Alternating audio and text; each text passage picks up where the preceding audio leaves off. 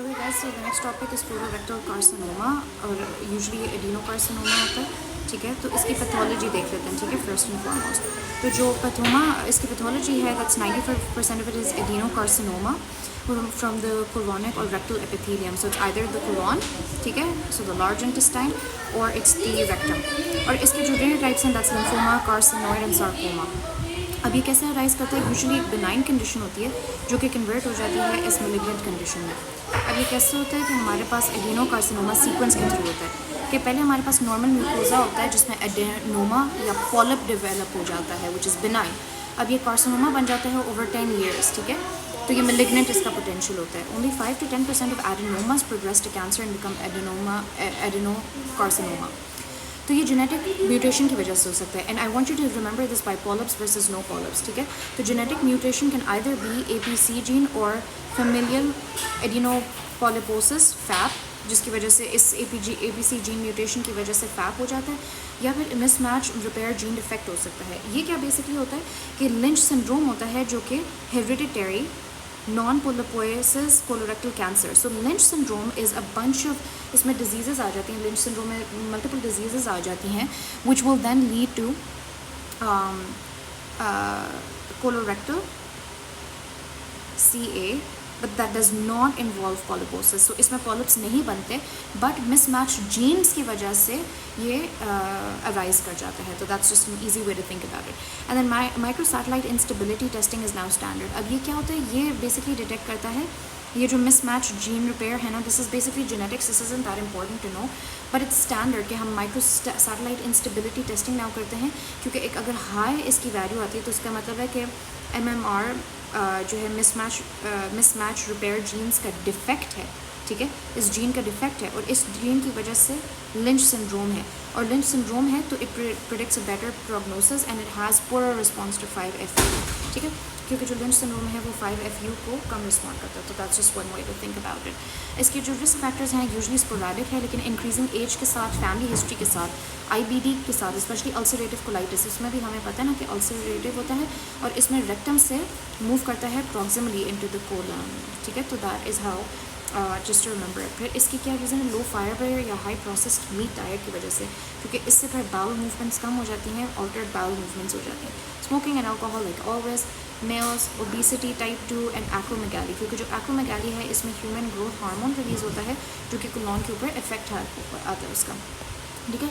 So just to recap, इसमें important क्या चीज़ें हैं कि एडिनोकार्सिनोमा सीक्वेंस पता होना चाहिए, ठीक है, जेनेटिक म्यूटेशन पता होना चाहिए कि 2 चीज़ें हैं, APC जीन म्यूटेशन की वजह से फैप हो सकता है, या फिर हो सकता है नॉन हेरिडिटरी पॉलीपोसिस हो सकता है। कोलोरेक्टल ये होता है जिसमें MMR मिसमैच जीन रिपेयर हो जाता है जिसकी वजह से लिंच सिंड्रोम हो जाता है। यूजुअली ये स्पोरेडिक होता है। और जो कोलोरेक्टल, रिमेंबर कोलोरेक्टल CA, अगर किसी को IBD है और IBD में अल्सरेटिव कोलाइटिस है तो हो सकता है कि वो कोलोरेक्टल कार्सिनोमा में एडवांस कर सकता है। So that's something to keep your eye out for. अब इसके क्या है? चेंज इन बाउल हैबिट, क्योंकि लो फाइबर वगैरह डाइट हमने कहा है तो चेंज इन बाउल हैबिट है, रेक्टल ब्लीडिंग है, ठीक है। और ये भी किस किस्म की रेक्टल ब्लीडिंग है, वो राइट और लेफ्ट का डिफरेंस आता है इसमें, वो मैं आगे बताती हूँ। एब्डोमिनल पेन, वेट लॉस है, ठीक है, एंड आयरन डिफिशिएंसी एनीमिया है।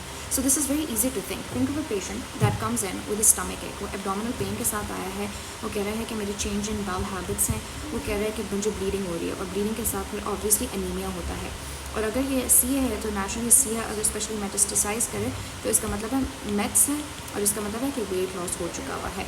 तो बाय लोकेशन हमें क्या नज़र आता है? Let's look at right first and then let's look at left. Now by right you need to understand कि इस वक्त फिर भी, because this is where it starts right, so इसमें फिर भी कुछ ना कुछ अब्जॉर्प्शन वगैरह हो रही होती है, इसमें कम हो जाती है।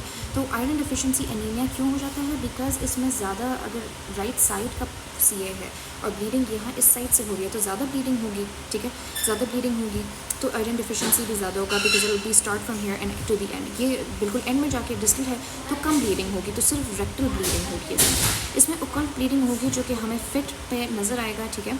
और सो ये जो है क्या कहते हैं, क्योंकि इस वक्त तक ब्लड थोड़ा सा प्रोसेस हो चुका हुआ है तो ये कम अमाउंट में होता है, बट ये तो स्टूल के अंदर हमें नज़र आ जाता है रेक्टल ब्लीडिंग के साथ, ठीक है। फिर उसके बाद हमारे पास क्या चीज़ है कि चेंज इन बाउल हैबिट, ये तो दोनों में होता है। अच्छा, राइट इलियक फॉसा में हमें मास भी फील हो सकता है एंड ऑफन प्रेजेंट्स लेट। इसमें क्या होता है, टिनसमस हो सकता है बिकॉज थिंक ये बिल्कुल एंड में है तो जाके स्ट्रेनिंग यहाँ पे सबसे ज़्यादा होती है और स्ट्रेनिंग होती है और इसकी वजह से ऑब्स्ट्रक्टिव सिम्टम्स भी आते हैं जिसकी वजह से जो स्टूल होता है वो पेंसिल थिन स्टूल हो जाता है, कैलिबर हो जाता है। तो जस्ट रिमेंबर कि the left is pencil thin. और इसकी क्या मैंने रीज़न बताई है, इसकी मैंने रीज़न बताई है कि लेफ़्ट में जाके टिनिसमस ज़्यादा होगा और ऑब्स्ट्रक्टिव सिम्टम्स ज़्यादा आएंगे, ठीक है। और जो राइट कोलॉन ट्यूमर है हमने क्या कहा है, iron deficiency anaemia. So you sort of think along those lines कि it presents with fatigue, with pallor due to chronic blood loss, ठीक है।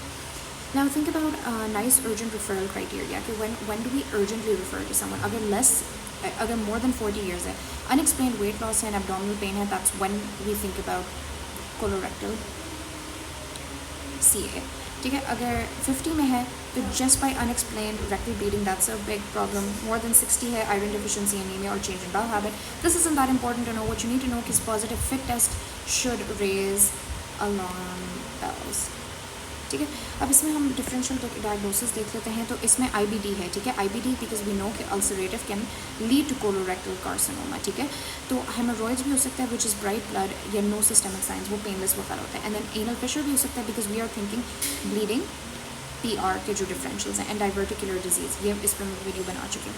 तो स्क्रीनिंग हम क्या करते हैं because this is so common specially in the UK colorectal carcinoma, कि हम फिट करते हैं which is faecal immunochemical test which is a screening tool to detect hidden occult blood in the stool. Every 2 years जो बंदा 60 to 75 के as में हर 2 साल बाद फिट का टेस्ट करते हैं। उसके अलावा अगर ये फिट का टेस्ट पॉजिटिव आ जाता है तो हम कोलोनोस्कोपी करते हैं जिसकी वजह से हम ज़्यादा डिटेक्ट कर सकते हैं।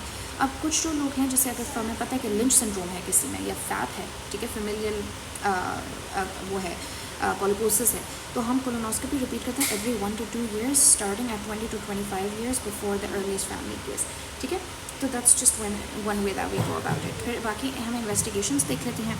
सो इन्वेस्टिगेशंस में हमारे पास CBC, LFTs, माइक्रोसिटिक एनीमिया है। LFTs में हम देखेंगे कि लिवर में मेटास्टेसाइज तो नहीं किया। क्लॉटिंग फैक्टर्स हमने देख लिया, क्यों? क्योंकि लिवर में remember colorectal CA can settle in the liver, और जब लिवर के अंदर सेटल करता है मेट्स हो जाता है तो we need to check LFTs and we also check for clotting profile क्योंकि इसमें क्लॉटिंग प्रोटीन्स बनते हैं। CEA is not for diagnosis and it's use for monitoring. So what is CEA?